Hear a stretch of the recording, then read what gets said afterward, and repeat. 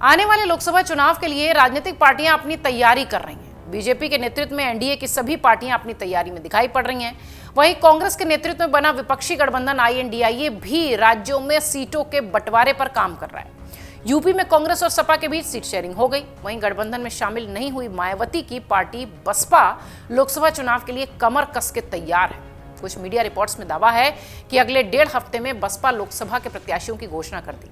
इसके लिए बीएसपी की मुखिया बसपा सुप्रीमो मायावती अलग अलग मंडलों और सेक्टर्स के प्रभारियों के साथ लगातार विचार विमर्श कर रही हैं। इस दौरान टिकट के दावेदारों पर भी पुरजोर तरीके से मंथन हो रहा है। सूत्र कह रहे हैं कि बहुजन समाज पार्टी की मुखिया बसपा सुप्रीमो मायावती सभी मंडलों की समीक्षा के बाद प्रत्याशियों की पहली सूची जारी करने वाली है। इसमें सबसे पहले पश्चिम उत्तर प्रदेश के प्रत्याशियों के नाम का ऐलान होगा और उसके बाद मध्य होते हुए पूर्व के प्रत्याशियों के ऐलान की संभावना है। सूत्र कह रहे हैं कि पार्टी बड़े पदाधिकारियों को भी इस बार मैदान में उतारने पर विचार विमर्श कर रही है। वहीं मायावती और आकाश आनंद समेत कई और नेताओं के चुनाव लड़ने पर भी अभी कोई तस्वीर साफ नहीं है। सूत्र बताते हैं कि बीएसपी अपने मौजूदा सांसदों की बजाय अपने कोऑर्डिनेटर पर भरोसा कर सकती है। बसपा अपने कई कोऑर्डिनेटर्स को चुनाव में उतारने की तैयारी में है।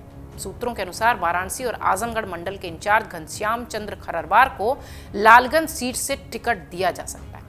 लखनऊ और कानपुर मंडल के इंचार्ज नौशाद अली के लिए कन्नौज सीट चिन्हित की गई है। मेरठ और आगरा मंडल के इंचार्ज मुनकाद अली को मेरठ से टिकट दिया जा रहा है। झांसी और चित्रकूट मंडल के इंचार्ज लालाराम अहिरवार को जालौन सीट से लड़ाया जा सकता है। प्रदेश के अध्यक्ष विश्वनाथ पाल को अयोध्या या अंबेडकर नगर से लड़ाए जाने की चर्चा है। आपको बता दें कि एनडीए के अलावा विपक्षी दलों के बीच बने गठबंधन आईएनडीआईए के बीच एक तरफ मायावती ने जहां अकेले चुनाव लड़ने की ऐलान किया है, वहीं इस बात की संभावना जताई जा रही है कि आने वाले दिनों में बहुजन समाज पार्टी असदुद्दीन ओवैसी की पार्टी एआईएमआईएम के साथ मिलकर चुनाव लड़ सकती है।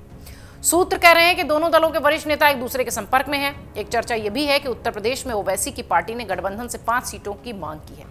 अगर गठबंधन की ओर से एआईएमआईएम को अच्छे संकेत नहीं मिले तो संभव है कि मायावती की पार्टी के साथ ओवैसी का गठबंधन नहीं होगा या उनकी पार्टी के साथ उनका कोई भी संबंध नहीं दिखाई पड़ेगा।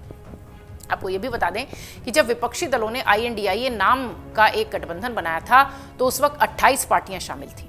आईएनडीआईए गठबंधन की कई बैठकें हुई। इस दौरान न तो मायावती और न ही असदुद्दीन ओवैसी शामिल हुए।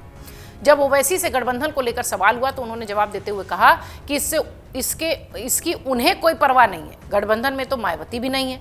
ऐसे में जिस तरह से सपा और कांग्रेस में सीट शेयरिंग हुई है, अगर बसपा और एआईएमआईएम के साथ चुनाव लड़ते हुए दिखाई पड़ती है तो आप समझिए कि सपा और कांग्रेस की धड़कनें कैसे बढ़ेंगी, कैसे गठबंधन को एक बड़ा झटका लगेगा और सपा और कांग्रेस को ज़्यादा नुकसान होगा।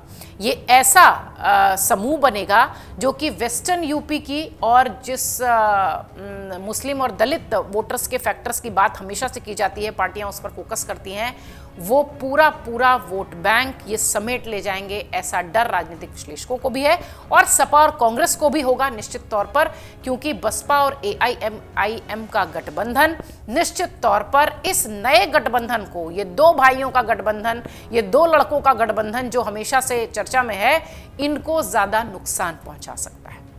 अगर आप ये वीडियो YouTube पर देख रहे हैं तो हमारे चैनल को सब्सक्राइब करें और बेल आइकन को दबाना ना भूलें। अगर आप Facebook पर ये वीडियो देख रहे हैं तो हमारे पेज को लाइक करें।